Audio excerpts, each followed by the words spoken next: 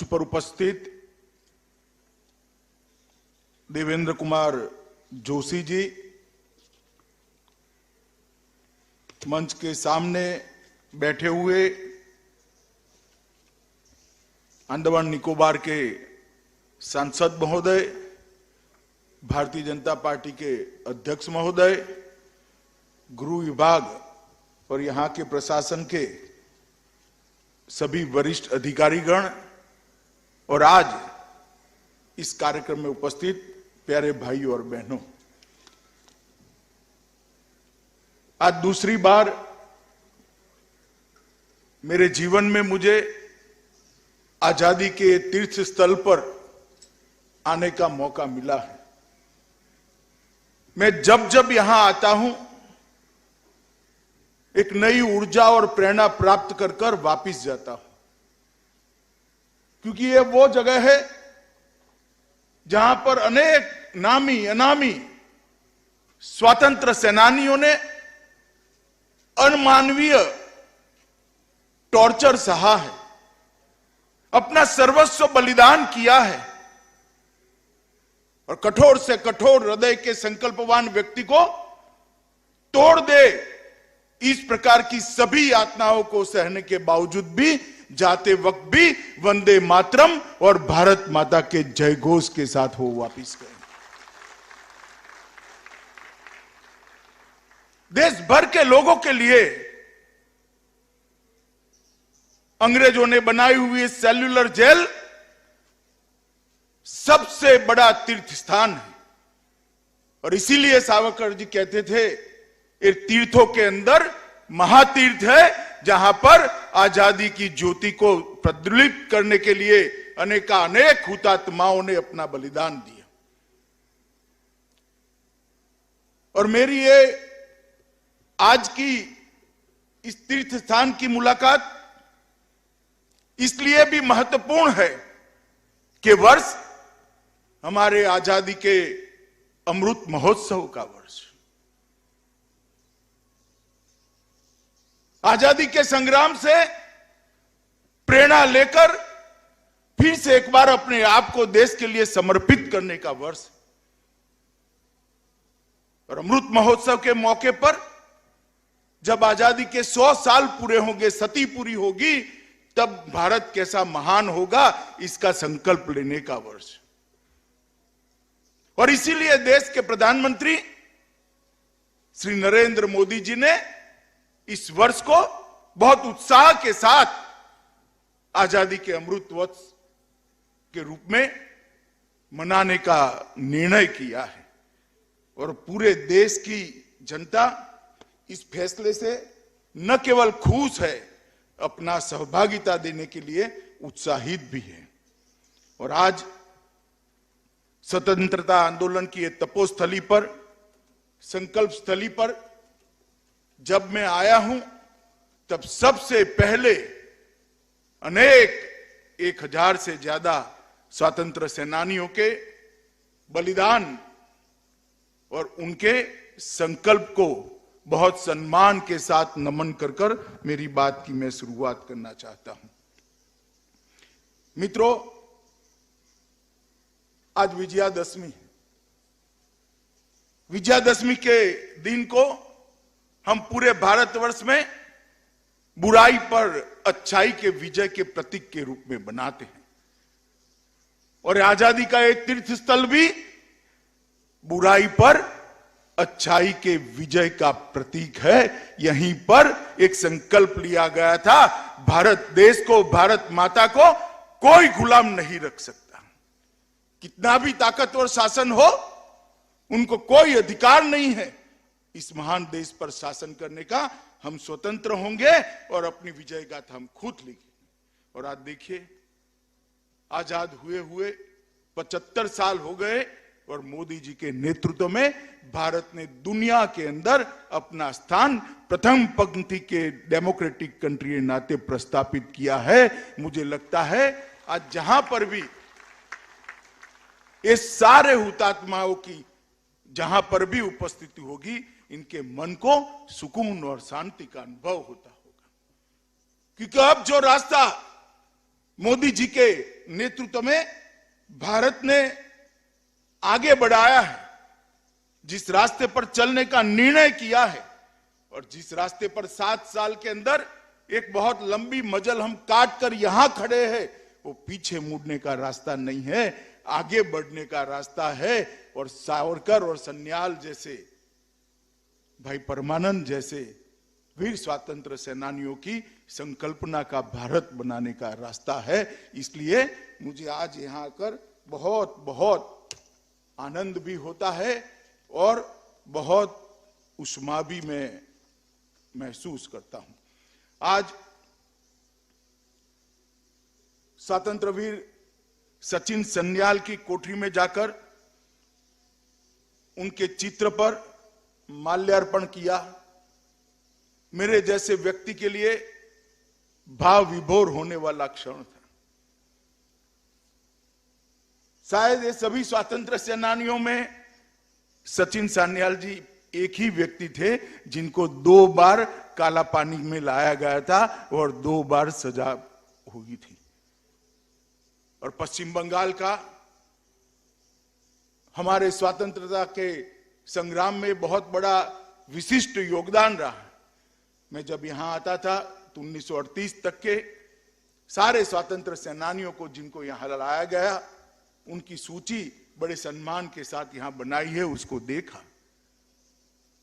बंगाल को ही ये गौरव प्राप्त है कि सबसे ज्यादा स्वतंत्र सेनानी बंगाल और पंजाब से यहां पर आए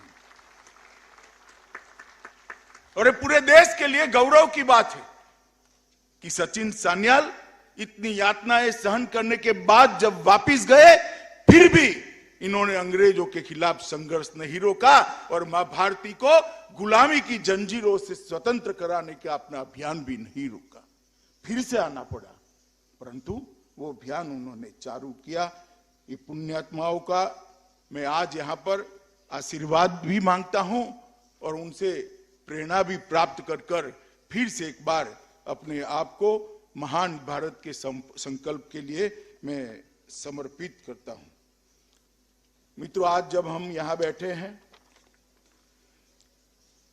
वीर सावरकर को याद करे बगैर कैसे जी सकते, कैसे जा सकते।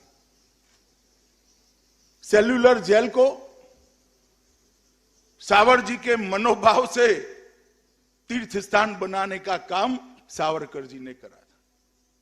उन्होंने पूरी दुनिया में एक संदेश दिया कि कितने भी जुर्म कर लो, कितनी भी यातनाएं दे दो, कितने भी अमानवीय बर्ताव कर लो, मगर मेरे अधिकार को आप रोक नहीं सकते और मेरे देश को स्वतंत्र करने का मेरा अधिकार है, ये जन्मसिद्ध अधिकार है। इसकी सिद्धि यहां वीर सावरकर ने करी थी। आज मैं उनको जहां रखा था वहां पर भी जाकर आया।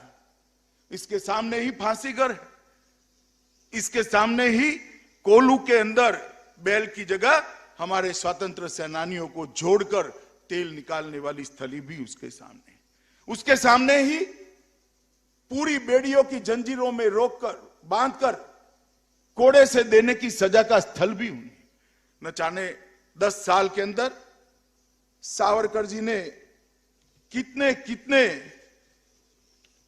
अत्याचारों का यहां अनुभव किया होगा और 10 साल के अंदर सावरकर जी ने कितने फांसी पर चढ़ते हुए वीर स्वतंत्र सेनानियों का अंतर्नाद भी सुना होगा। और फिर भी दृढ़ता के साथ वीर सावरकर स्वतंत्रता संग्राम के जुड़े। मित्रों, वीर सावरकर को वीर की उपाधि कोई सरकार ने नहीं दी, कोई प्रशासन ने नहीं दी है। 130 करोड़ की जनता ने मन से सावरकर जी के आगे वीर शब्द को जोड़ा है। वो उनके पराक्रम और उनकी देशभक्ति को एक्नॉलेज करने के, अनुमोदन करने के लिए जोड़ा है। आज कुछ लोग सावरकर जी के जीवन पर सवाल उठा रहे हैं। बड़ा दुख होता है, दर्द होता है, वेदना होती है कि जिस व्यक्ति को एक ही जीवन में 2 जन्म टिप की सजा हुई, उस व्यक्ति की देशभक्ति पर आप सवाल उठा रहे हैं। जिस व्यक्ति ने कई किलोमीटर दूर स्टीमर से छलांग लगाकर भारत के लिए लड़ने का फैसला किया, फ्रांस की धरती पर जाने का फैसला किया, उस व्यक्ति की वीरता पर आप प्रश्न चिन्ह उठा रहे हैं। जो कोल्लू का बेल बनकर 30 पाउंड तेल निकालने की सजा झेलता रहा, उस व्यक्ति की देशभक्ति पर आप सवाल उठा रहे हैं। अरे शर्म करो भाई, एक बार यहां आकर ये तीर्थ स्थान की मुलाकात ले लो तो मन में से सारी शंकाओं का निर्मूलन हो जाए।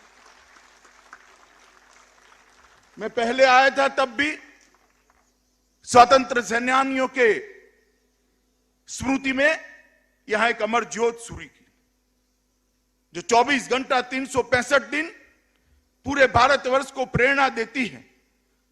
उस पर भी वीर सावरकर का नाम था, उसको उखाड़ दिया गया था। मगर उखाड़ने वालों का समय लंबा नहीं होता है। आज गौरव के साथ वहां पर फिर से वीर सावरकर का, सावरकर जी के पास भी सारी सुविधाएं थी कि अपने व्यक्तिगत जीवन को अच्छा कर सके। बहुत विद्वान व्यक्ति थे, अनेक भाषाएं जानते थे। अभी हमने उनकी उर्दू में लिखी हुई कविताएं सुनी। भाषा क्या करती है, भाव जो मन में होता है वो ही अभिव्यक्त होता है। मन में एक आदर्श देशभक्त का भाव था, इसकी अभिव्यक्ति अनेक भाषाओं में हुई। ये बहुत बड़े भाषा शास्त्री थे, बहुत बड़े समाज सुधारक थे, बहुत बड़े स्वातंत्र्य सेनानी थे, एक ऊर्जावान वक्ता थे और एक बहुश्रुत, जिसको सुनने का मन हो ऐसे वक्ता थे। और उनकी लिखी हुई किताबों से मालूम पड़ता है कि मां सरस्वती की उनकी लेखनी पर इतनी कृपा थी कि उन्होंने जो लिखा, सन 57 का स्वातंत्र संग्राम, 1857 का स्वातंत्र संग्राम, उसको छपने से पहले ही अंग्रेजों ने बैन कर देना पड़ा था। शायद दुनिया में एक ही पुस्तक ऐसी है जिसको छपने से पहले प्रतिबंधित होना पड़ा, मगर प्रतिबंध रखने वाले चले गए। वो पुस्तक आज मेरे जैसे कई देश के लोगों के पास प्रेरणा स्थल के रूप में सावर जी के विचारों को हमें परिचय कराती है। मित्रों, इतना बड़ा विचारक, इतना बड़ा साहित्यकार, इतनी वीरता कि एक ही जीवन में 2 काला पानी की सजा हो और उसके लिए हम विवाद खड़ा करें। मगर विवाद सावरकर जी के लिए नहीं होता है, क्योंकि देशनी जनता ने अपने मन से अति सम्मान के साथ, अति श्रद्धा के साथ उनके नाम के सामने वीर जोड़ा है, उसको कोई मिटा नहीं सकता। और उनके जीवन की देश के प्रति समर्पण और देशभक्ति की उत्कृष्ट भावना का उदाहरण है। जब उनका शरीर काम नहीं कर सकता था, हमने देखे हैं ढेर सारे लोगों को जीवन जीने का मोह बड़ा होता है। सावरकर जी के जीवन में एक ऐसा समय आया कि शरीर काम नहीं करता। उन्होंने संदेश दिया कि मेरा शरीर अब काम नहीं करता है, ये भारत माता के काम का नहीं है। मैं जन्म से हिंदू हूं, पुनः जन्म में मानता हूं। मैं मेरे शरीर का आत्म विसर्जन करना चाहता हूं और खान पान, पानी और अनाज छोड़कर अपने आप को विसर्जित कर फिर से एक बार भारत माता की सेवा में आने के लिए जिस आदमी ने मार्ग प्रशस्त किया, वो 10 साल अपने जीवन के युवानी के यहां पर रहा है। और इसीलिए ये तीर्थों में महातीर्थ, इसीलिए भारत के युवाओं के लिए प्रेरणा स्थल है। और इसीलिए यहां आकर ऊर्जा और प्रेरणा और शक्ति तीनों प्राप्त होता है। मित्रों, आज मुझे बहुत आनंद है कि आजादी के 75वें साल में हम यहां पर उपस्थित हैं और ये सभी हुतात्माओं को श्रद्धांजलि दे सकते हैं।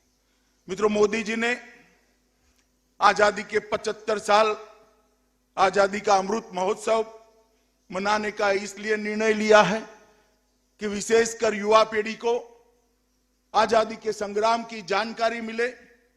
अनेकानेक जाने अनजाने जिनका नाम गुमनाम हो गया, ऐसे अनजान शहीदों को, अनजान स्वतंत्र सेनानियों के वीरता के और आजादी में उनके योगदान का परिचय हमारी युवा पीढ़ी को हो।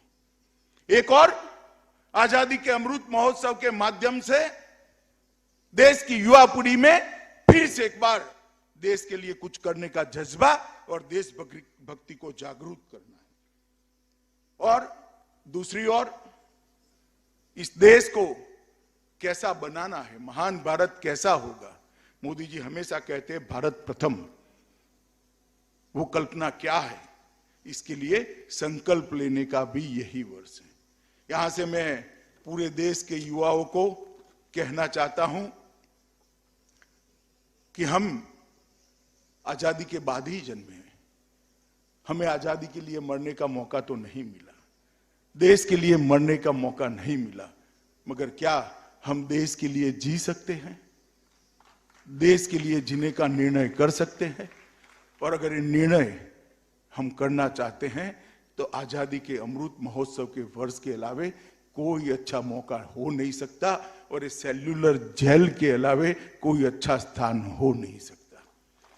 मित्रों, देश भर के युवाओं को देश के विकास के साथ, देश के भविष्य के साथ, देश को महान बनाने के संकल्प के साथ जोड़ने का स्वप्न इस देश के प्रधानमंत्री नरेंद्र मोदी जी का है, और इसीलिए आजादी का अमृत महोत्सव मनाने का एक निर्णय हुआ है। और मुझे बड़ा गौरव है कि इसी आजादी के अमृत महोत्सव के अंतर्गत ही मैं आज इस महान तीर्थ स्थल पर उपस्थित हूं और यहां अमर हुतात्माओं को श्रद्धांजलि देकर मैं यहां आया हूं।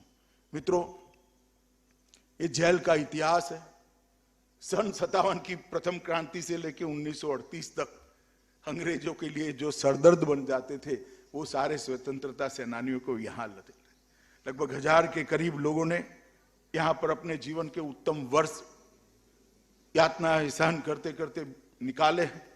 कई लोगों ने यहीं पर दम तोड़ दिया, कई लोग यहाँ पर पागल भी हो गए इस प्रकार की यातनाओं को सहन करते करते, मगर वो कभी भी अंग्रेजों के सामने झुका नहीं है।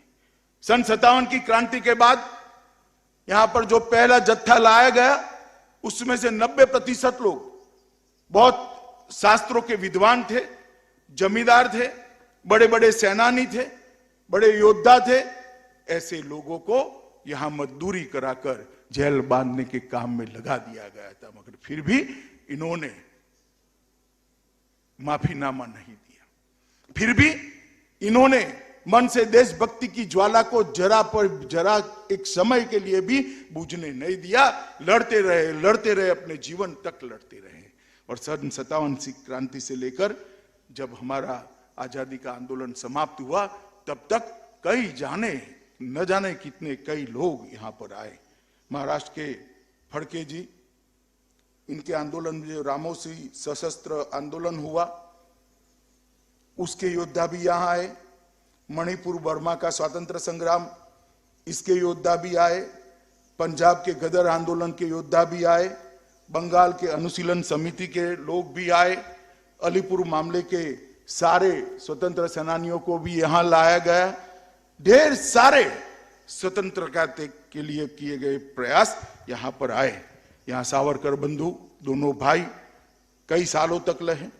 मोतीलाल वर्मा, बाबूराम हरि, पंडित परमानंद, लद्दाराम, सचिव सन्याल, उल्हासकर दत्त, बारिंद कुमार घोष, भाई परमानंद, पृथ्वी सिंह आजाद, पुलिन दास, त्रिलोक्यनाथ चक्रवर्ती, गुरुमुख सिंह, ढेर सारे लोगों की एक लंबी सूची है जिन्हें यहां मां भारती के लिए अमानवीय यातनाओं को सहन करने का काम किया। और ढेर सारे ऐसे स्वतंत्र आंदोलन की घटनाएं हैं जिनके वीरता के साथ लड़ने वाले लोग यहां आए और यहां जो पशुओं जैसा व्यवहार होता था, वो पशुओं जैसा व्यवहार सहन किया। मेरे देश भर के युवाओं को यही कहना था कि हम तब तक कल्पना नहीं कर सकते कि हमारे स्वतंत्र सेनानियों ने कितनी यातनाएं सही है जब तक इस सेल्युलर जेल का, ये महान तीर्थ स्थल का यातना खाना नहीं देख रहे। किस प्रकार से व्यक्ति के मनोबल को, शरीर को तोड़ने का प्रयास क्रूर अंग्रेजी शासकों के द्वारा यहां होता था, ये उसका उत्कृष्ट उदाहरण है। मेरा सभी से अपील है, एक बार जरूर यहां पर आइए और यहां आकर ये हुतात्माओं को श्रद्धांजलि देने का काम करिए। यहां वीर सावरकर ने अनेक रचनाएं की और जो रचनाएं आज भी देश भर के युवाओं को देशभक्ति की और राष्ट्र के सर्जन की प्रेरणा देती हैं। और कई लोगों ने यहां पर रचनाएं की। मेरा आजीवन कारावास वीर सावरकर ने लिखा, कमला कविता भी यहीं पर लिखी, बंदी जीवन सचिंद्रनाथ सन्याल ने लिखा, जेल के जीवन के 12 साल उल्लासकर दत्त ने लिखे, the tale of my exile Barindra Ghosh ने लिखा और ये सब ने इसके अंदर इसका वर्णन किया है। मित्रों, आज देश आजाद है। इसी हुतात्माओं के प्रयास के कारण आज हम आजादी की सांस ले रहे हैं, गौरव के साथ विश्व के सामने दुनिया का सबसे बड़ा लोकतंत्र बनकर हम गौरव के साथ खड़े हैं। इसकी नींव ये आजादी के लड़ने वाले स्वतंत्र सेनानियों ने रखी। और मोदी जी ने 2014 से देश में एक परिवर्तन की शुरुआत की, जिस पर हम गौरव ले सके, दुनिया में बसने वाला कोई भी भारतीय गौरव ले सके। इस प्रकार के भारत की रचना की, इस प्रकार के भारत के निर्माण की शुरुआत 2014 से मोदी जी ने करी है, जिसमें संस्कृति और इतिहास की सुगंध भी होगी, आधुनिक जरूरियातें भी सभी पूरी की जाएगी और विकास की दृष्टि से सब में, पूरी दुनिया में उत्कृष्टता होगी, जो सुरक्षित भी होगा, समृद्धि भी होगा और संस्कारित भी होगा। ऐसे भारत की रचना का एक बीड़ा मोदी जी ने उठाया है। मैं अंडमान निकोबार की ही बहुत अल्प समय में बात करना चाहता हूं। यहां पर जो कनेक्टिविटी का प्रॉब्लम था, इसके लिए मोदी जी ने 2018 में सबमरीन ऑप्टिकल फाइबर की नींव रखी। ये योजना का नींव रखा, बहुत कठिन योजना थी, मगर 2020 अगस्त में मोदी जी ही ने इसका लोकार्पण करने का काम किया। मोदी जी ने एक नई कार्य संस्कृति बनाई है। पहले एक सरकार योजना बनाती थी, 5 साल के बाद दूसरी सरकार नींव कर रखती थी, तीसरी सरकार बनाने का काम करती थी और चौथी सरकार उसका उद्घाटन करती थी। मोदी जी ने एक नई कार्य संस्कृति बनाई है। नींव भी उनकी ही सरकार करती है और उद्घाटन भी उनकी ही सरकार करती है। मैं मानता हूं कि विकास की दृष्टि से और एडमिनिस्ट्रेशन को किस तरह से चलाया जा सकता है, इसके उत्कृष्ट उदाहरण हैं।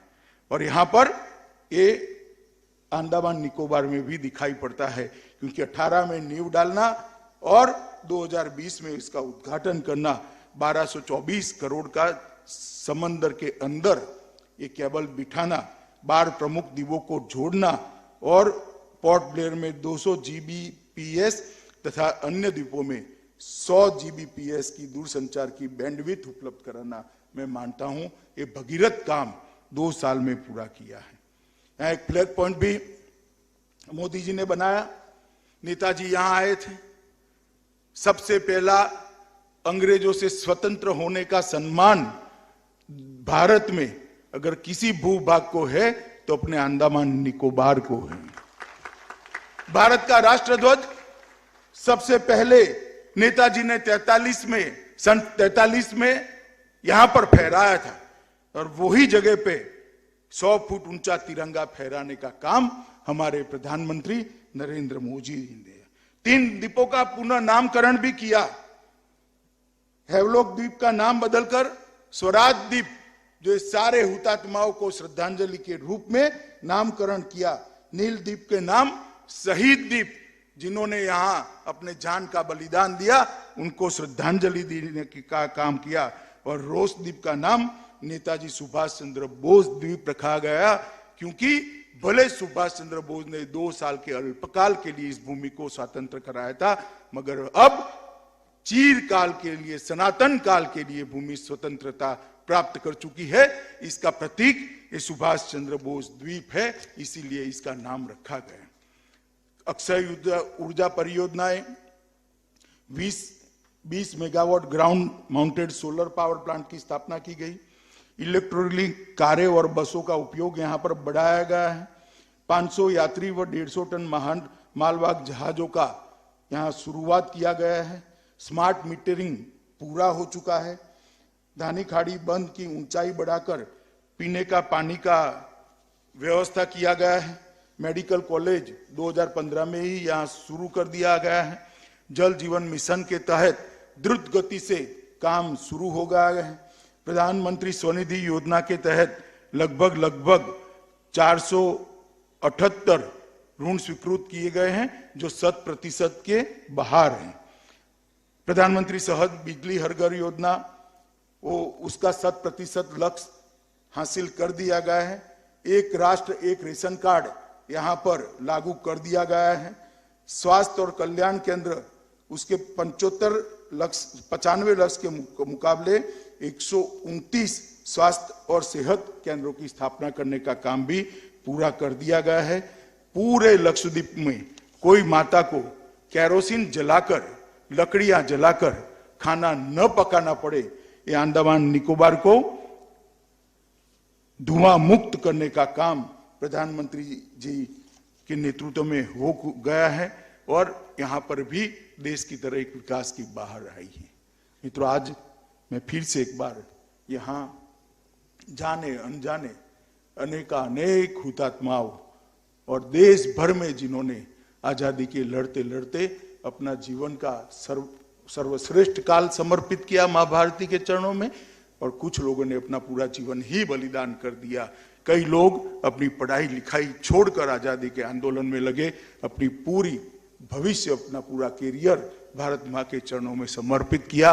उन सभी के बलिदान और समर्पण को मैं नमन करता हूं और फिर एक बार वीर योद्धा सावरकर जी की स्मृति में मेरा प्रणाम कर मेरी बात को विराम देता हूं। वंदे मातरम।